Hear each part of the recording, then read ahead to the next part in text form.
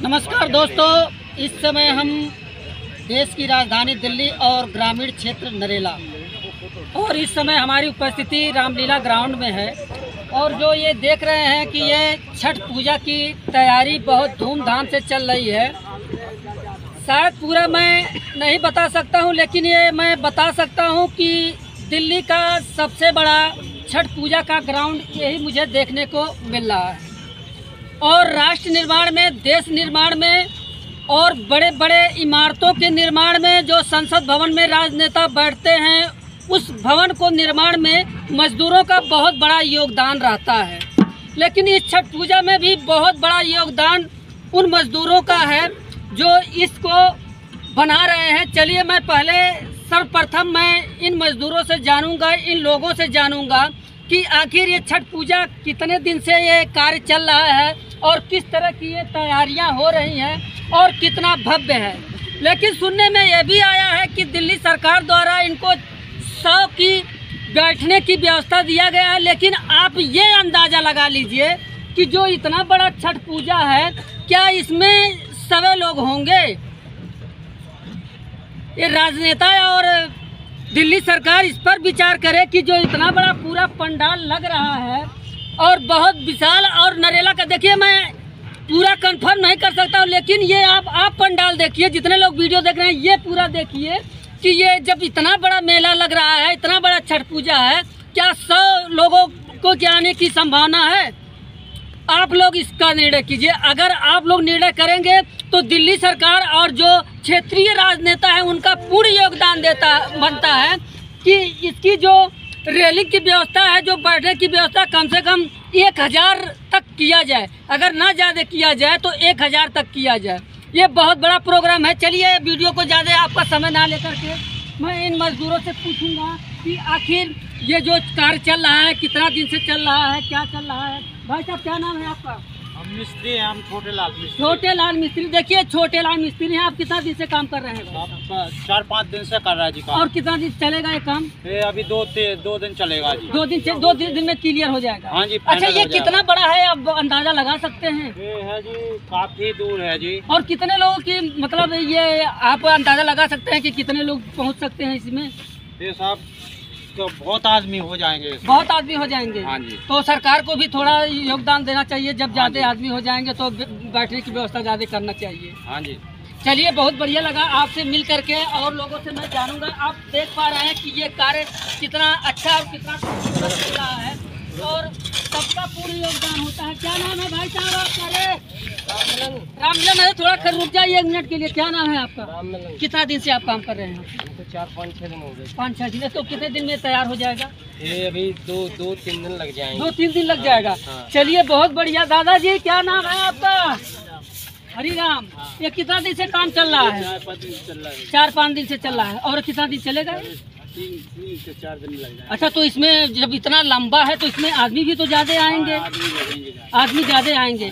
देख पा रहे हैं कि तमाम लोगों का ये राय है कि आदमी यहाँ पे ज्यादा आएंगे और ज्यादा भीड़। हमारे समझ से देख लीजिए, ये जो भीड़ लगा हुआ है, मेला से पहले ही 100 से ज्यादा लोग यहाँ दिखाई दे रहे हैं हमको। लेकिन जिस समय ये मेला लगेगा उस समय कितने लोग दिखाई देंगे? क्या नाम है भाई साहब आपका?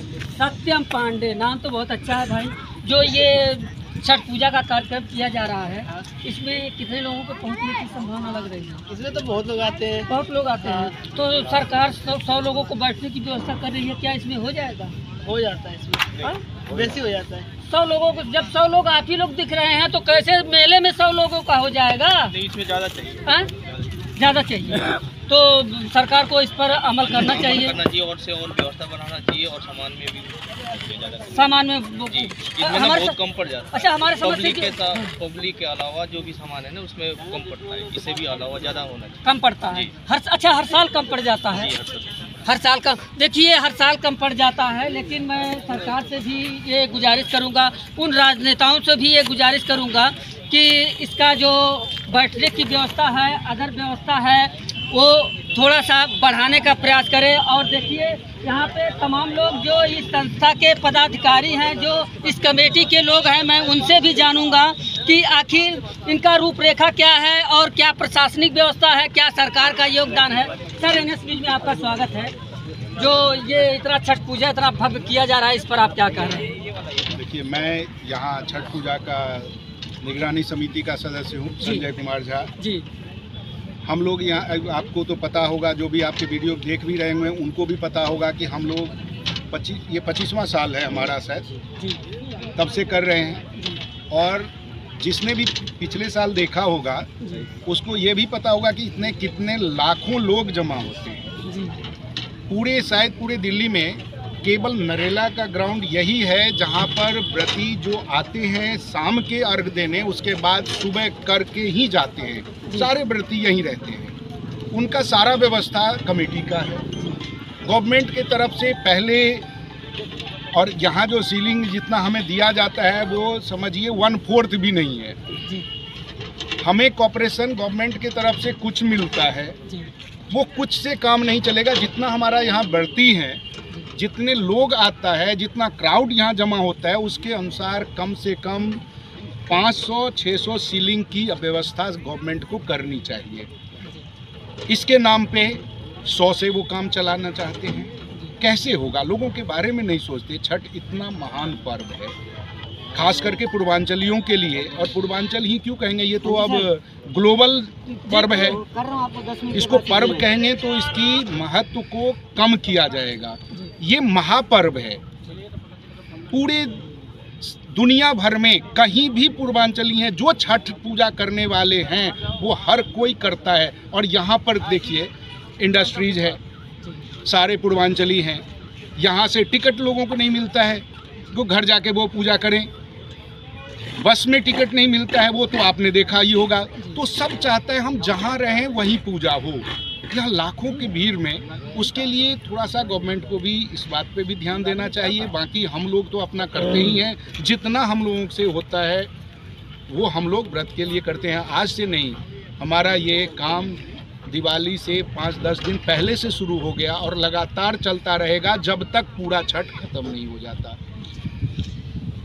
आप देख पाए कि छठ पूजा को लेकर के सबसे बड़ी समस्या ये है कि 100 की सीलिंग दिया जाता है, लाखों लोग यहाँ पहुँचते हैं। दिल्ली सरकार इस पर विशेष ध्यान दे और राजनेता भी इस पर विशेष ध्यान दें कि लाखों की संख्या में 100 की सीलिंग कैसे काम चलेगी। क्या नाम है सर आपका?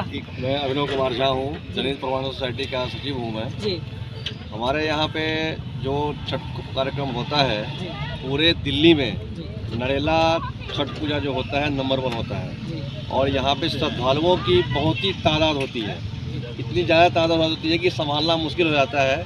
सरकार से यही आग्रह करेंगे कि जो सीलिंग का व्यवस्था है कम से कम 500-600 किया जाए, क्योंकि उसके हिसाब से ही काम चल पाएगा। क्योंकि सरकार की तरफ से हम लोग को 100 या 150 सीलिंग मिलता है, उससे काम नहीं चल पाता है। क्योंकि भव्य रात में प्रोग्राम भी होता है, यहाँ पे सांस्कृतिक कार्यक्रम होते हैं और सारे श्रद्धालु यहीं पे आके अर्घ दे के शाम को यहीं पे रात रुकते हैं, यहीं पे सब प्रोग्राम देखते हैं और सब आनंदित हो जाते हैं जो देख करके।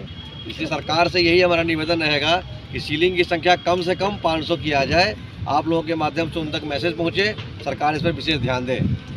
अच्छा देखिए, ये छठ पर्व कितना महान है। हम बड़े तो आप देख रहे हैं, ये छोटा सा बच्चा ये भी केवल आपको देखने के लिए अपना कुछ कहना चाहता है। तो एक बार बच्चे से पूछिए, बोलो जोर से। अच्छा, आपके मम्मी पापा भी यहाँ पूजा करने आते हैं? अच्छा, तो चलिए। और दूसरी बात है कि ये यहाँ पर लाइट की जो व्यवस्था है, जनरेटर की भी संख्या बढ़ाई जानी चाहिए। कोई असामाजिक तत्व फायदा न उठा सके, इसलिए उजाला होना बहुत ज़रूरी है।